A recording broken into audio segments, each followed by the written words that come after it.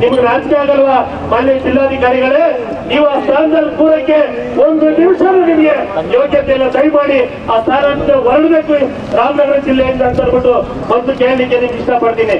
ಇವತ್ತು ಇಡೀ ದೇಶ ಸುಮಾರು ಕೋಟಿ ಕೋಟಿ ಮತ ಇವ್ರನ್ನ ಡಿಲೀಟ್ ಮಾಡ್ತಾ ಇದ್ದಾರೆ ಅನರ್ಹರನ್ನ.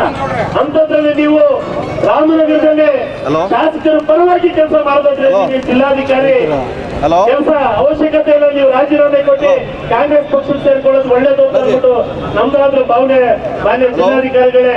ಈಗ ಆಗಿರುವಂತ ಅನಾಹುತದಿಂದ ಎಷ್ಟು ಜನ PLOಗಳನ್ನ ನೀವು ಸಸ್ಪೆಂಡ್ ಮಾಡಿದಿರಿ.